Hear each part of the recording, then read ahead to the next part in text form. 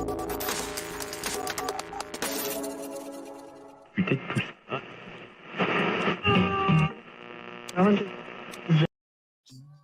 hello everybody, and welcome to Go F.O.C Yourself. My name is Brandon, Brandon Schouts. I am the co-owner of Variant Edition Comics, Variant Edition graphic novels and comics up here in Edmonton, Alberta, where in Canada we just had ourselves a federal election. Now, how this is different from like an American federal election, I think all of it happened within the course of 30 days.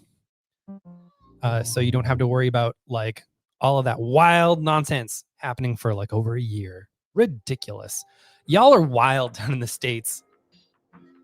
Just heads up on that one.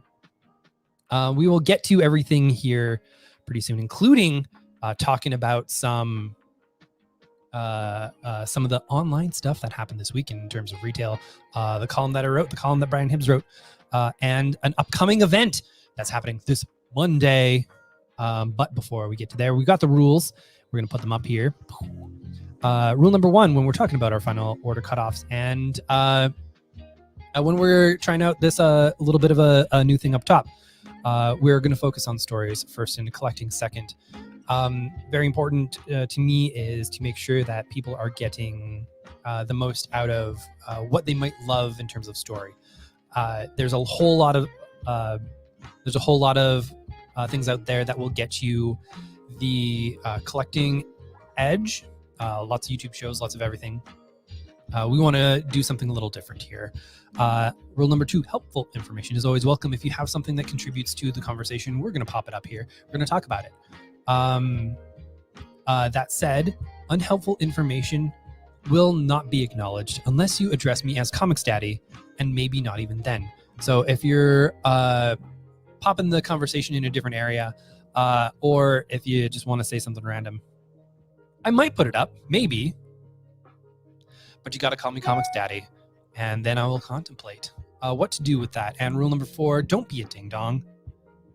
Very important. Rule of life. Don't be a ding-dong. Be kind. Be welcoming. Treat everybody like humans. Pretty solid life advice, I think. So, up top, let's talk about Welcome to the Indirect Market. That was the column that I wrote with Danica's contributions and edits that went up on Tuesday. You can find it at comicsbeat.com. And if you look in the columns, you can find the Indirect Market. That's where all of those will live. It is a ongoing series. There will be more right off the bat up here, weekly for the next 2 weeks. So there's going to be another one this coming Tuesday and the following Tuesday. It's going to take a week off for real Thanksgiving. It'll be Canadian Thanksgiving. Your fake ass Thanksgiving doesn't count. Heads up on that. Our Thanksgiving is celebrating folks not freezing to death in the cold whilst exploring. Still colonial as hell, but I like ours a little better. And after that, 3 more in a weekly pattern before start going once every 2 weeks and taking a little break at Christmas time. Christmas, which I'm not working through Christmas, friends. So yeah, that's going to happen. What I did talk about in the indirect market that I think is very pertinent here is that things have already changed. A lot of people are seeing all the changes that are happening in the comics industry as causes of what they're feeling. But really the cause of all of these changes happened a long time ago. And we're just sort of dealing with how the industry was always going to shift, but it's happening a lot faster because of the pandemic. It's an accelerant, so to speak, because all of us in society, we tend to let things ride until we absolutely need to change. And I'm saying this about myself as well. It's a big problem in all aspects. The comics industry is particularly bad for it, and the the pandemic has really accelerated some things. So you're seeing a fracturing of where retailers are having to do orders from. And I don't, like, obviously this isn't just happening because the publishers are like, well, let's stick it to so-and-so. No, they're doing it because they think this is the path to the most profitability, especially DC, especially Marvel. Working out these plans, they are surviving. They're surviving their little section because, truth be told, single issue comics and even graphic novel production is not where the most eyes are. If you think about how fiction works, it's all fake. It's all just little bits of stories that we're making up. And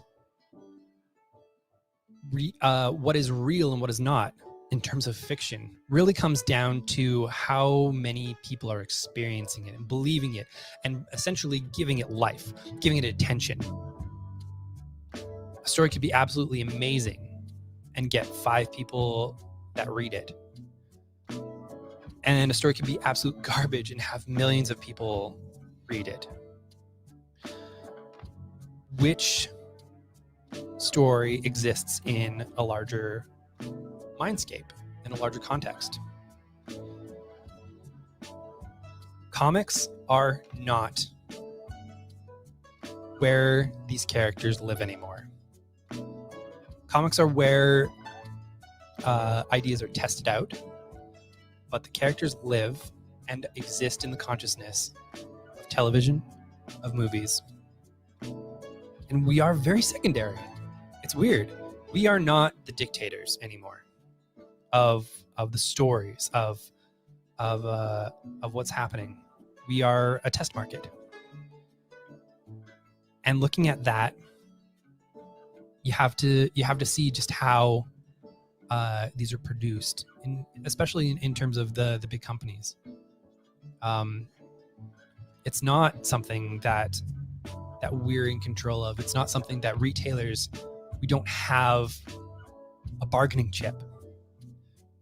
We can't sit there and be like, you have to do this or else. That's not happening. We can affect things in small ways. But at the end of the day, we're fairly disposable. And I was listening to a podcast today, and it's going to be part of an upcoming, many upcoming columns, where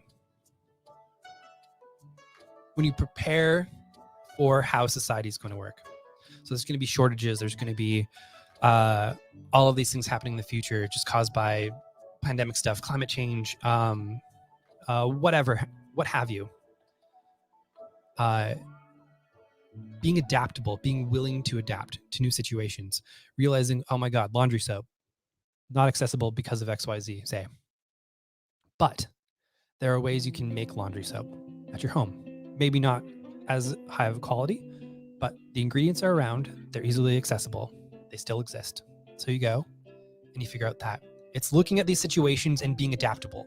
So one of the things I want to do with the Indirect Market series of columns is look at things like Webtoon, look at things like Scott Snyder moving a lot of his original content to Comixology, the Substack stuff.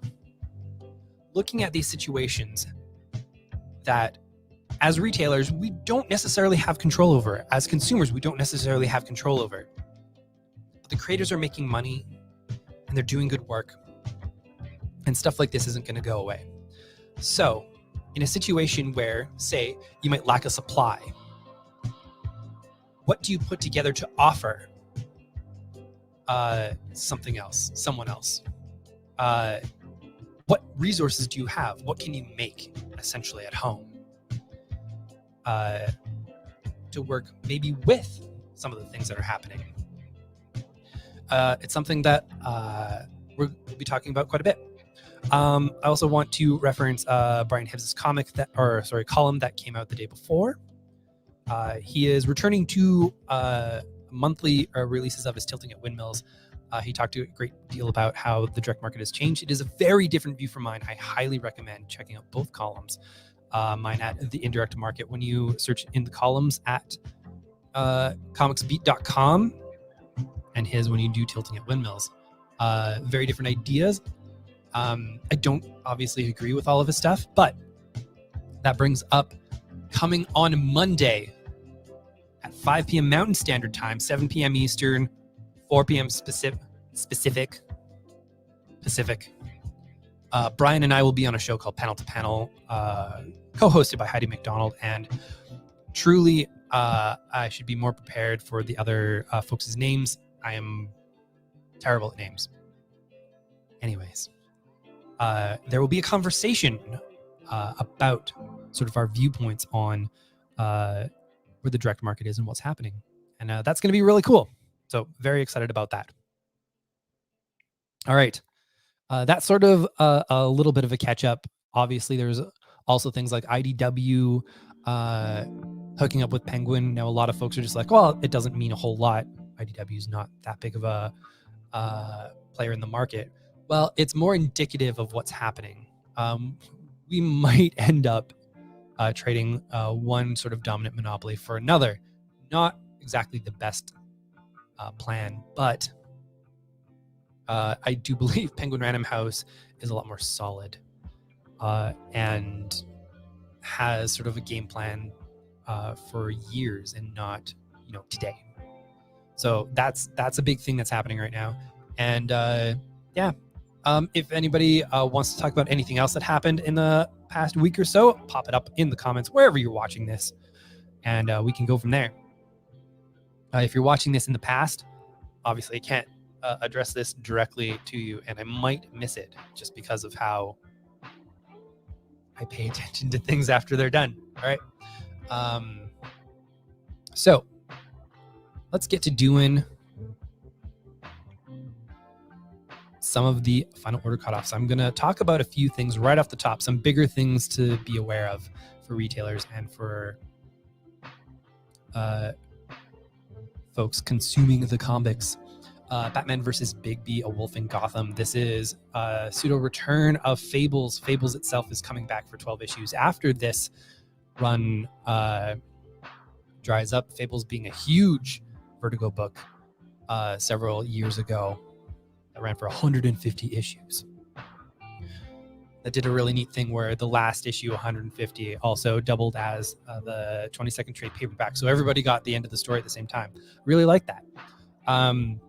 So the second issue of this is coming, is on final order cutoff, and will need final numbers before the first one comes out. So what DC's been doing in a lot of these situations is they've been making the second issues or subsequent issues returnable from retailers, which I find to be a good move, especially when a lot of the problems with everything shifting is specific paper shortages and how much is available at certain times. So I could understand in such a time you cannot delay the release of something like this by a week because you're locking in your print schedule. So if something ends up getting pushed a little bit, if you don't try and maintain this date, you're bumping things back a lot further. That's the reality we live in. DC is doing the best, I feel like, in this situation by letting retailers not bear the brunt of the risk here, especially when it is not our fault that we can't judge what we're going for. And I think that's a wonderful, wonderful thing that they're doing. Some other things to talk about right off the top. You'll notice here Behemoth Comics sitting on final order cutoff. You might not have seen Behemoth Comics on here too often before, but very quietly, because I don't think it was announced very publicly in some places, places like Behemoth, Source Point, and I believe Mad Cave are now on final order cutoff. Smaller companies who are new to the program. So now we can more easily adjust orders. Now, noticeably absent from new additions to the final order cutoff, Scout Comics, who decided to, after being fairly frustrated with not being able to get on the final order cutoff program with Diamond for a while, took matters into their own hands. They do self-distribution. They do distribution through Lunar, and they do distribution through Universal up here in Canada, and on final order cutoff from them. Now, Diamond has decided not to offer that same from there. So beginning a bit of a self-fulfilling prophecy of I will always order from a place that gives me more favorable terms in my ordering, which is allowing me to adjust my orders closer to the release date. With Scout, I would have had to set my orders for November yesterday. Those would have been my final orders from Diamond. Whereas now I can adjust them through to, I believe, sort of like mid-October, which gives me a little more wiggle room, a little more time to figure out what I want to order and whatnot. So showing this Popstar Assassin #1 a little bit to showcase what's happening at Diamond. They are cracking open some final order cutoffs for smaller retailers. They're even offering Viz products on final order cutoff, which is very new. And well needed, I believe, in these times of like, harsher print runs for those books. So yeah, interesting. But let's talk about this very quickly off the top then. The year is 1977. The king is dead. The world mourns. But when a mysterious briefcase turns up in his dressing room, Bruce, a coke-addled Elvis impersonator, finds himself wedged between a mob boss out for revenge and a government conspiracy with far-reaching, world-ending ramifications, all in an attempt to discover the true identity of his father's killer. It's sex, drugs, rock and robots in 70s style in this all-out action adventure. The king is dead. Long live the king. Another bit that we have up here. Hello, my name is Poop. From Vault Comics and their Wonderbound line that just launched this week with Rassel Castle. One of the reasons why I wanted to show you this up top is if you're a retailer, if you order 4 or more copies of this, you get an extra 25% off your costing on this. That's pretty big. And so it behooves you to order this, even though Vault is available through Simon & Schuster. They don't have quite a deal like this. So definitely order this through your Diamond account. Even the shipping cost is going to be offset by basically this deal. And for folks just being like, oh, what a gross and silly name. Having spoken with a few parents in regards to this title, my goodness, some kids are just over the moon about this silliness. Poop is a normal kid with normal problems, parents, homework, bullies. He used to have a normal name too, but then he moved to a new school and everything went down the toilet. That's the bad news. The good news, turns out some names are special, and some names come with powers. Turns out those bullies really stepped in it. Sometimes being a kid can really stink.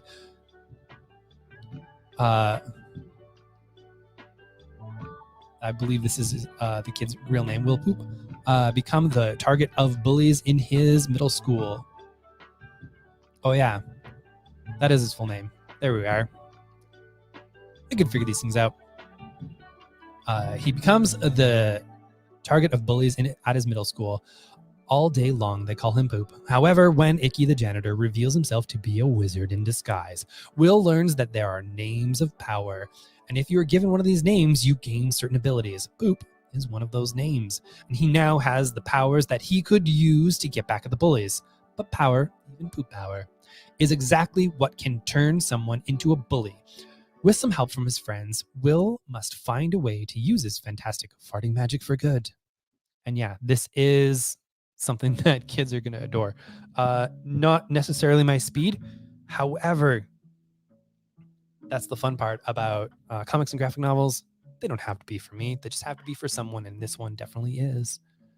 And finally, folks, retailers, the hardcover deluxe editions of Something is Killing the Children are coming out. One of them has an exclusive slipcover that will only happen on the first printing. It is an extra $20 American, so a little bit of a steep edition, but it will be limited. There will be no more after this one. So with production delays, especially for hardcovers, this is a big holiday season item. Order up to meet demand. Figure out what you want. Maybe spruce it up spruce up those numbers by like 10 or 20%, just a little sprinkling, if the budget can handle it.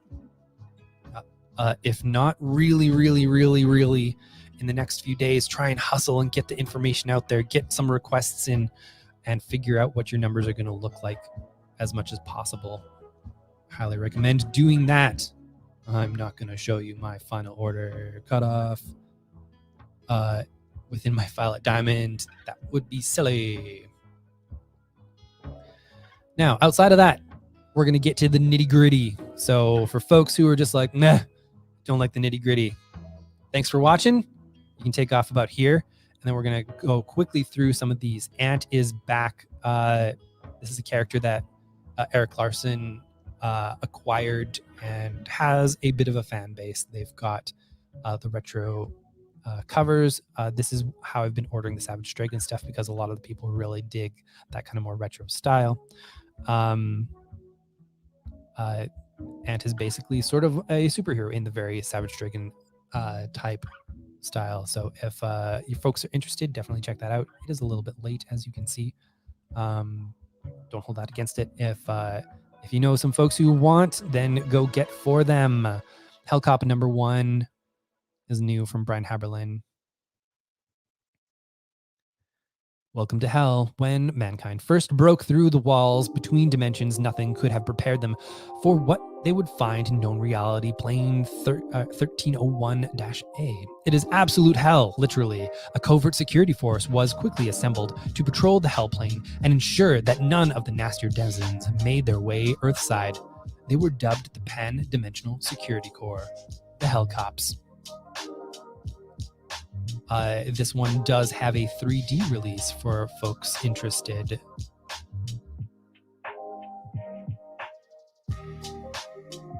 King Spawn #1 is getting a second printing. I know there's a lot of people who want all Spawn covers, so just make sure that you're on top of that. And The Me You Love in the Dark is getting a third printing for issue #1. Nita Ha's Nightmare blog is a spin-off from Philadelphia. Retailers, check out your F.O.C. bonus information for this and find out the deal that you can get on Philadelphia Volumes 1 and 2 if you want to stock up. They're celebrating the launch of this series with a bit of a little extra discount on that. So if you sell it well, stock up. If you have not really sold any of those, it might be a good opportunity to test something out. That's actually really awesome. From the universe of the Eisner-nominated series Philadelphia comes a terrifying new tie-in horror series from acclaimed Marvel writer Rodney Barnes and Spawn artist Jason Sean Alexander. Jimmy Sangster might have left Maryland for the vampire-infested city of Philadelphia, but there is still untold evil lurking on the streets of Baltimore.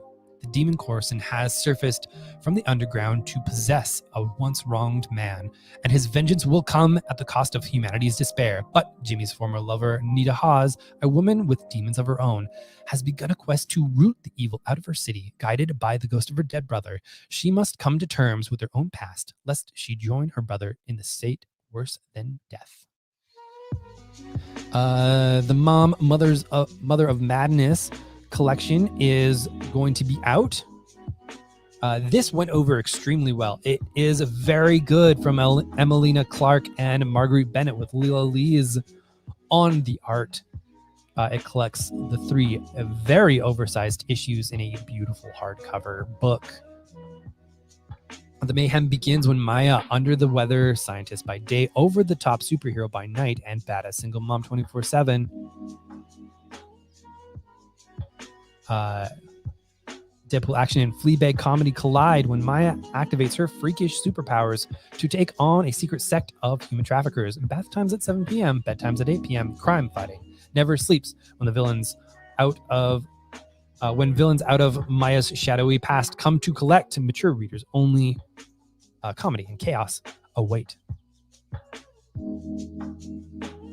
It's really great, especially if you like sort of a man-eater's vibe. A little bit of a cultural satire and such.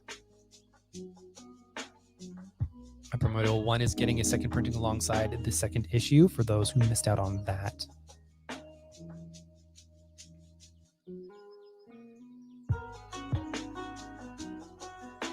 The Orville Returns, for folks who are looking for some in-between season action. These comics have been really good. They do little 2-issue runs here and there. And that's been really cool. Dungeons and Dragons Mindbreaker from Jim Zub and Eduardo Mello. The prelude to the much anticipated video game Baldur's Gate 3 begins here. Folks really like that Baldur's Gate game. Now, a little bit of it might actually be because at least one of them was somewhat produced here in Edmonton. Changed by the experiences in Avernus, Cradle, Shandy, Delina, Mares, Minx, and Boo return home to Baldur's Gate to find that something much more insidious has taken root. What could be behind the odd behavior of the head librarian of the Knowledge Hold? Something great, I'm sure.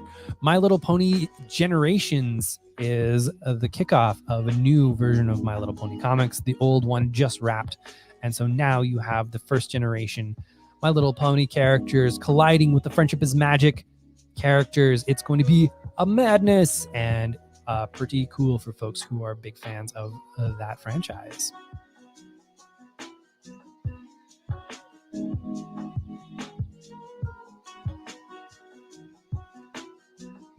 Oh yeah, that's what I didn't do. I didn't get Penguin Roundhouse ready. Good job, Brandon. You are killing it today. Dun, dun, dee, dee, dee, dee, dee, dee, dee.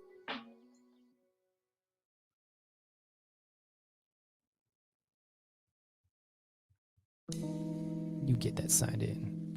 In the meantime, we skip over some of these Marvel things because we're going to talk about that with Penguin. Oh, yeah. I'm such a nerd. Dynamite, as always, doing the Dynamite things. Many, many much covers for Betty Page and the first issue of Purgatory. Character from... man, I forget. Chaos Comics. Debut issue from the team that brought you the Seismic Vampirella vs. Purgatory series comes the solo follow-up for the Demon of the Dark of Dark Humor. So if you did enjoy that, this is going to be more of that. So an easy cross-reference for retailers, and other folks can kind of pop in on here. I know there's some big fans of Purgatory as a concept.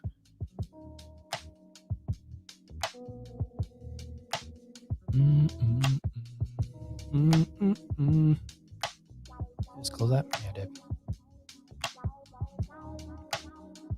We've got a new Just Beyond original graphic novel. Just Beyond is going to be a TV show on Disney Plus, which is pretty big.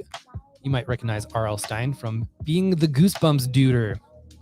But yeah, this is the 4th installment of the original graphic novel series. These do run like Goosebumps, so just you can pop in here if you would like to. There's no business like the horror business, and it's a real nightmare. Ruthie and Ezra's dreams come true when their family buys an old Hollywood studio. But it soon turns into a nightmare as they discover the secret and forgotten horrors are more than just makeup and special effects. Monstrosity Studios was the biggest name in horror movies until it closed down years ago. As the Dillon family starts production back up, strange accidents start to happen on set and things get truly scary. Will they survive the very real terrors of a haunted movie lot, or will they find themselves on the cutting room floor? Also, Origins is coming out in collection from Clay Chapman and Jacob Rebelka. A really, really good story that was, I believe, supposed to be originally a graphic novel. Was serialized along with Wind, which was also supposed to be an original graphic novel. Can humanity's last hope for salvation be the very person that destroyed it? 1,000 years after humans have gone extinct and artificial intelligence has taken over, a single man is brought back to life, David Adams, the genius whose technology was responsible for the destruction of his species. Together with Chloe, his first creation, and the android that revived him, David fights against the AI overlords as he seeks to discover if humanity can or should have any kind of future.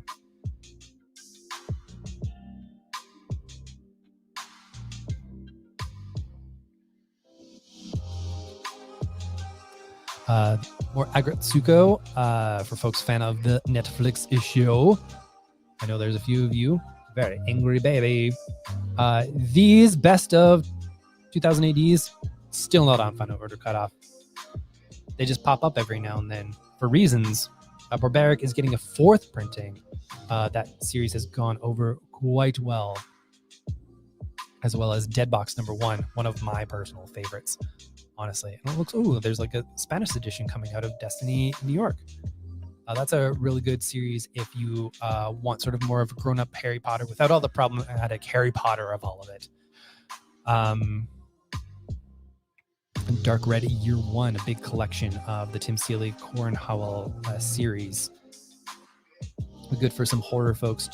Charles Chip Ipswich isn't one of those coastal elites with liberal arts degrees and a job at a social media startup. Who knows where all the best brunch places are? No, Chip is one of the forgotten men. He lives in a rural area in the middle of the country where Jesus still has a place at the dinner table, where factories send jobs to Calcutta. Chip is also a vampire. He also sounds like a dick. Stuck working the last shift at a gas station, Chip is lonely and bored, and then his dull, bleak life is turned upside down when she comes to town. Bring you a contemporary and horrifying tale of vampirism in the heart of America, one that will make you jump out of your boots. Straight out of yo boots. There's a 2nd printing of Gun Honey already on the way. The 1st printing, I believe, is coming out next week. Been delayed a bit ahead of issue 2. I know there's a lot of people excited for that series to come out. I personally very much like the Hard Case Crime series. It is going to be kind of what you see on the tape, sort of a femme fatale revenge story.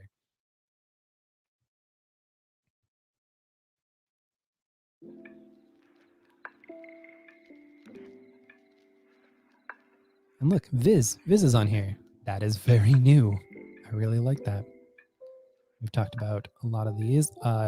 Shadow Doctor. Years in the making, this is the true story of writer Peter Calloway's grandfather, Nathaniel Calloway, a black man who graduated from medical school in the early 1930s. Unable to get work at any Chicago hospital because he was black, and unable to secure a loan from a bank to start his own practice because he was black, Nathaniel turned to the only other source of money in Prohibition-era Chicago, the Mafia, run none other by Al Capone. One of the most profoundly fascinating, startling, and significant stories Aftershock has ever published, Shadow Doctor features the artwork of Eisner Award winner George Genti and covers illustrated by the inimitable Mark Chiarello. Oh yeah, he used to be the art director at DC.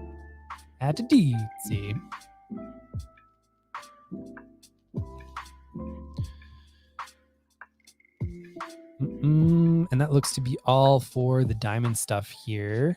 I'm going to set up a little bit more of this Penguin Random House. Penguin. In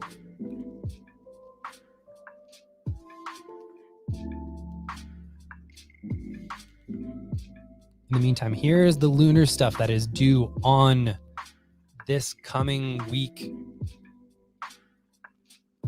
You got Peacekeeper 1 being written by Ed Brisson. I know James Tynion highly suggests this as a read for folks big into the Fear State storyline in the main Batman book. That's been going over really well.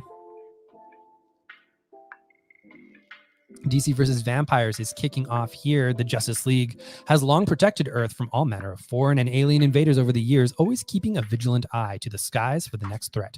But what if the threat was already walking the Earth, hiding in plain sight, watching, waiting for their moment to strike? In the tradition of Deceased comes a terrifying new series from the twisted minds of James Tynion IV and Otto Schmidt that will tear the Justice League apart in the war with the undead. Oh, and also Matthew Rosenberg. Matthew Rosenberg is actually taking point on this, and James Tynion had provided the pitch and the plot, and will be a part of this whole series, sort of overseeing it as it runs along. The Epic Tavern Tales from the Fantastical Crimes Unit, Episode 1. Angel is a centaur-full, hard-boiled detective. Victor Marshall finds himself partnered with idealistic young necromancer Amelia Mortalis and her crew of undead animal pals to investigate the disappearance of a young centaur in this official adaptation of the video game Epic Tavern. The series follows the adventures of an overworked agency in the fantasy realm of Boer, tasked with investigating crimes committed by supernatural and mythological creatures. Hidden within are clues to unlocking bonus content in Epic Tavern, including a new final boss battle and the most powerful artifact in the game. Harley Quinn animated series is getting a second printing of the Eat, Bang, Kill Tour #1. And we talked about Headless in North Bend last week. They are essentially second arcs, so I am going to skip it a little bit this week. Set in LA, a brutal murder throws up some interestingly strange leads and pushes a detective down a path to something that is far from his usual work. Taking the world that Robert Chambers' The King in Yellow existed within will only make this noir even darker and more haunting. With the story written by Kieran Tahan, brought to life with artwork by Christian Debari, and made strikingly vivid with colors by Simon Goh, Provenance of Secrets is a recipe for horror noir that you'll want to keep reading, knowing it only gets more terrifying. A Refrigerator Full of Heads #1, following up on Basket Full of Heads from the Hill House line. Hill House Comics is back, and heads are going to roll for making readers wait. The new wave of titles begins with a rancid return trip to Bloody Brody Island. For a year now, the mysterious axe that unleashed pandemonium during the Hurricane of '83 has waited at the bottom of the bay, but nothing that powerful stays buried. Brody Island has new visitors and a new sheriff in town too, not to mention a dangerous great white shark spotted in the waters.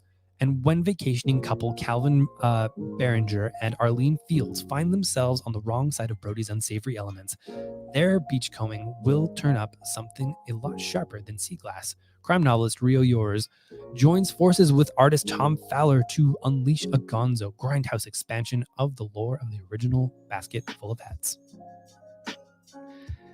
And somewhat more finally here, we've got Task Force Z. That's how you pronounce that letter. You weird heathens. In life, they've terrorized the people of Gotham. Now they are Gotham's last hope. Task Force X saw villains working their way to freedom. Task Force Z will see dead villains working for a new chance at life. On A-Day, the attack on Arkham Asylum left hundreds of Gotham's most cunning and deranged criminals dead. Now a mysterious benefactor has activated the government's task force clause to bring them back as the ultimate army of the night. To lead this team of the undead, only a person who knows exactly what it feels like to be brutally murdered and brought back to life can handle the job. Enter the Red Hood. But when Jason Todd unravels the mystery surrounding Task Force Z's creation, will he try to destroy it or embrace it? Bane, Man-Bat, the Arkham Knight, Sundowner, Mr. Bloom, Red Hood, they are Task Force Z, and death was just the beginning. Death. All right, that is the Lunar Ones. For those of you like me who do Universal, these are the books that are going to be due for you, yes, you, on Thursday. We've got Aquaman, Green Arrow, Deep Target. Celebrating the 80th anniversary of Aquaman and Green Arrow, the shadowy organization known as Scorpio has resurfaced, and it's larger than ever before. While looting the past for artifacts and treasure, they have somehow altered the timeline, and only Aquaman and Green Arrow can fix it. Celebrating the 80th anniversaries of Aquaman and Green Arrow, this high-octane story takes the unlikely pair from the depths of Atlantis to the surface world, the two places that you can go to on Earth. The Batman and Scooby-Doo Mysteries Volume 1 is coming out with the first 6 issues of that run. Folks love that series quite a bit. And the Batman Tmnt Omnibus is coming out. All 3 volumes by James Tynion and Freddie Williams II.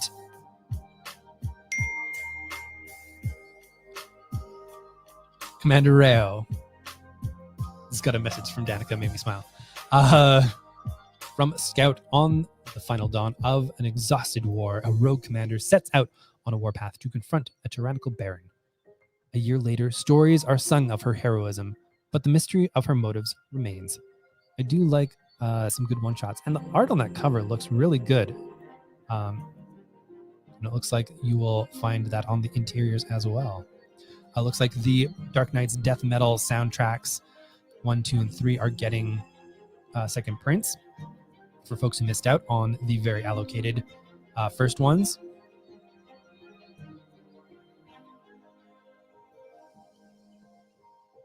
Now, as you can see, there's a lot of Fear State happening. We also have the second House of L book coming out in the the young adult line. Very good story about Bold Krypton and resistance movements. Basically, have-nots fighting the haves and trying to warn folks about horrible parts of society. I don't know why that would be relevant to any of us today. It's really hard to say. We also have the Human Target #1. This is a big one. I know a lot of people who are very interested in this because it's the new Tom King with Greg Smallwood providing the art. It's going to be so gorgeous.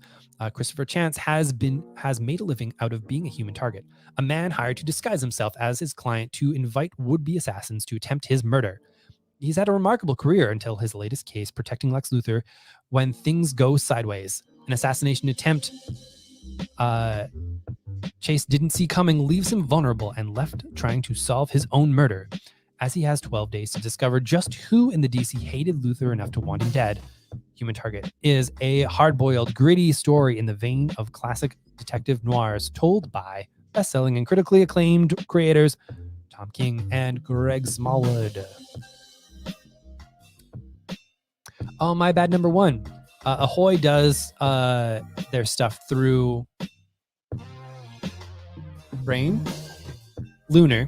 They don't through Universal, so this isn't a Universal thing that we can get, but we do have some on order through Diamond. A sharpshooter, a sharp superhero spoof from the Stellar team that includes co-creators of Irredeemable and Second Coming. In Gravel City, the supervillain Emperor King has devised not only a sadistic death trap for his arch enemy, the Accelerator, but also the means to penetrate the top secrets of his other arch enemy, the Chandelier. Important new comic universe begins here, we say sarcastically, because it's from Mark Russell, Bryce Ingman, who he's doing co-writing with, and Peter Krause. It's going to be very funny and very weird.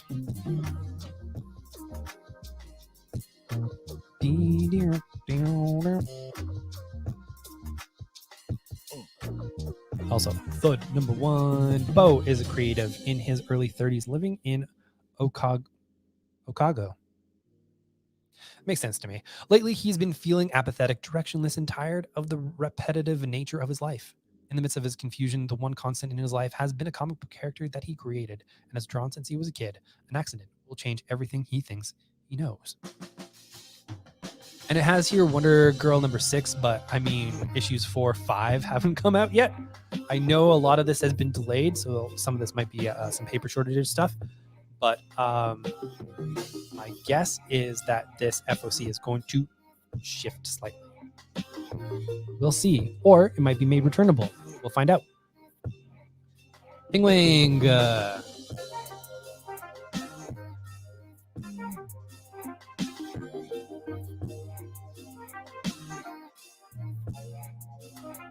So not a whole lot in the way of #1s, although Death of Doctor Strange #1 is getting a second printing, and the Avengers tie-in is popping in with Alex Paknadal and Ryden Bodenheim providing some art. I love those creators. Very cool.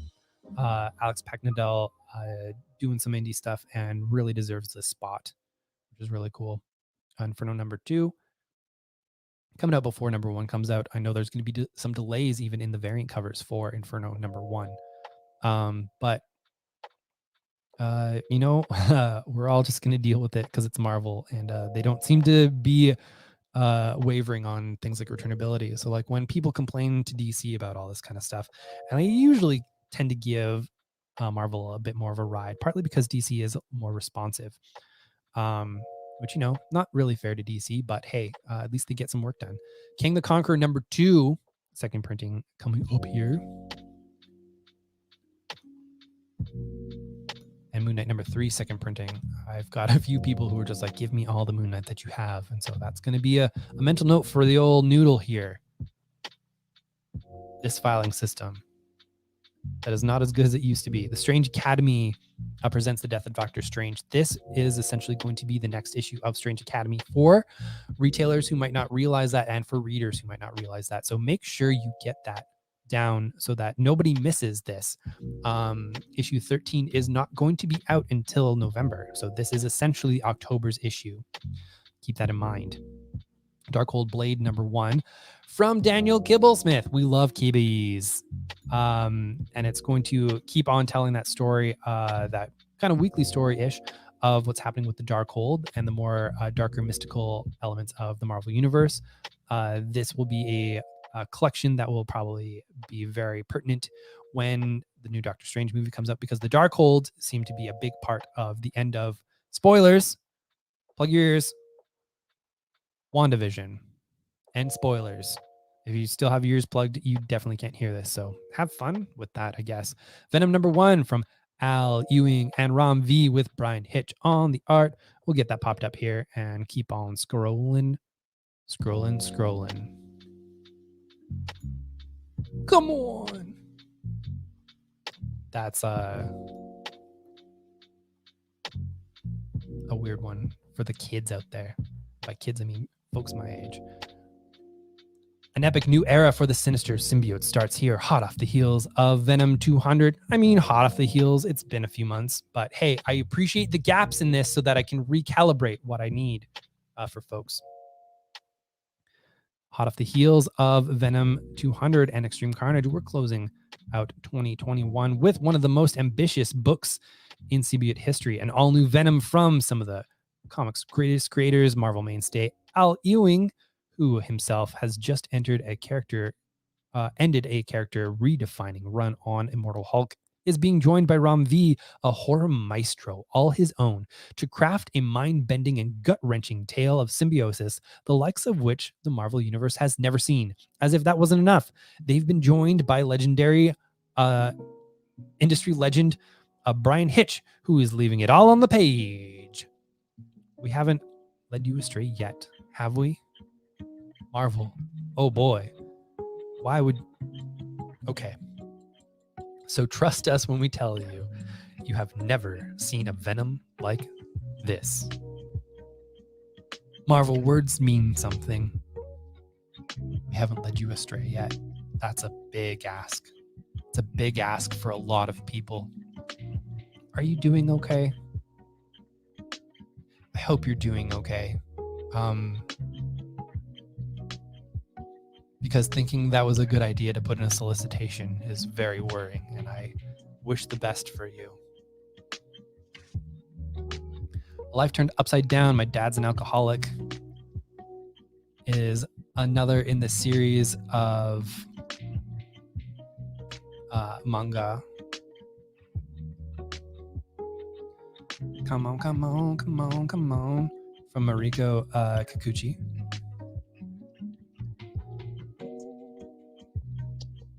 A moving autobiographical manga from her father's alcoholism, or about her father's alcoholism, that inspired a critically acclaimed live-action film.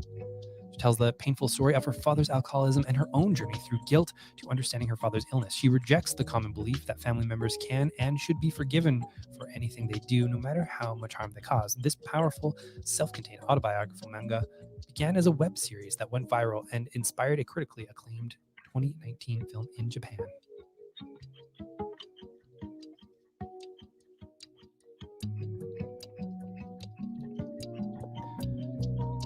There's collections of the American Vampire 1976 series that wraps up the American Vampire. And finally, another reprinting of Batman Noel in hardcover from Libremo.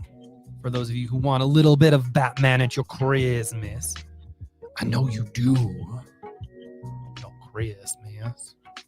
Daphne Byrne from Hill House Comics, another in that line. Sort of more of a kind of classic 90s Vertigo style horror series, I would say. Hilda the Wilderness Stories features the first two Hilda stories in one bigger volume. This is Canadian price of $40, so it's going to be like $29.99 American. The Hilda series sells so well for us, especially when the TV show is coming back. And I know the TV show is not coming back for a little while, but it's pretty freaking cool.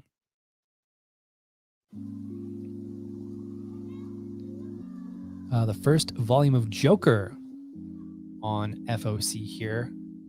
This has gone over extremely well with folks, and is probably one of the best superhero books that I have ever read. Also, I guess there's a WWE Championship book, the greatest prize in sports entertainment. I mean, is it though now? Is it? It could be. They're still the biggest in the world, but like AEW is killing it with a lot of their product lately. I am most excited by their stuff, to be honest.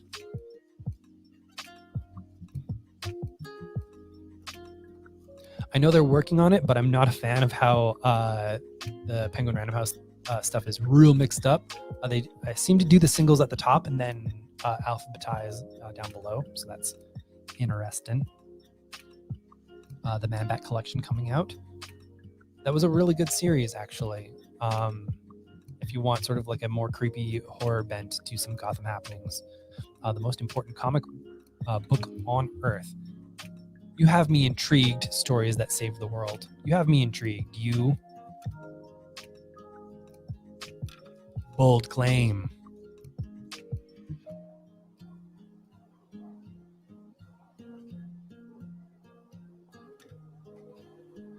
Oh yeah, this one was just in the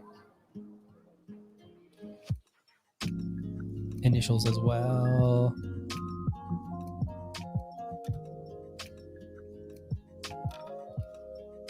All right. What are we talking about? 120 inspiring visual stories on environmentalism from key figures, charities, activists, and artists. The most important comic book on Earth is a global collaboration for planetary change, bringing together a diverse team of 300 leading environmentalists, artists, authors, actors, filmmakers, musicians, and more to present over 120 stories to save the world. Whether it's inspirational tales from celebrity names such as Cara Delevingne and Andy Serkis, hilarious webcomics from War and Peas and Ricky Gervais, don't like you goon, artworks by leading illustrators David Mack and Tula Lote, calls to action from activists George Monbiot and Jane Goodall, or powerful stories by Brian Azzarello and Amy Chu. Each of the comics in this anthology will support projects and organizations fighting to save the planet and rewrite extinction. I really hope rewrite extinction isn't because we're going to die. Though these days, maybe it is. From the Who the F Are You? From the creator of the hugely popular webcomic Yes, I'm Hot in This, comes a graphic novel about young American Muslim growing up and figuring out who she is. Huda and her family are moved to Dearborn, Michigan, a small town with a big Muslim population. But Huda doesn't fit in. When everyone is Muslim, there is no Muslim clique like there was at her last town, and Huda is not a sporty hijab or fashionista hijab or gamer hijab. She's just Huda, and she's not sure what that means. She tries on all kinds of identities and friends, but nothing quite fits right until she realizes that she can get back to the basics.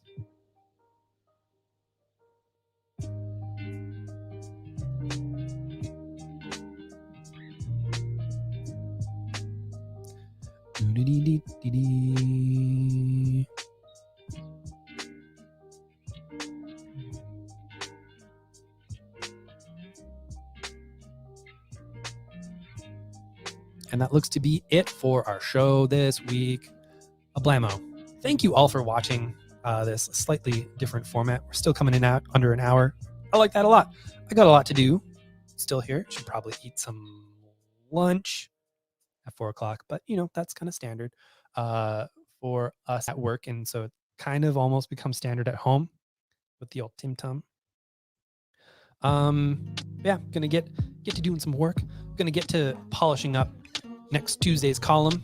That's gonna be about a lot of more of the online comics and initiatives that have been coming out, and maybe how to deal with that as a retailer, or how the industry should really be approaching these things. So we'll be talking about that on Monday at 5 p.m. Check out Twitter Spaces, follow Comics Beat at Comics Beat, or myself at Soupy Toasterson, or the store at Variant Edmonton for links to that. baby.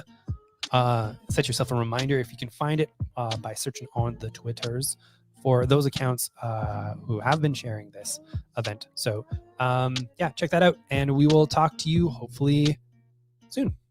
Maybe. Bye.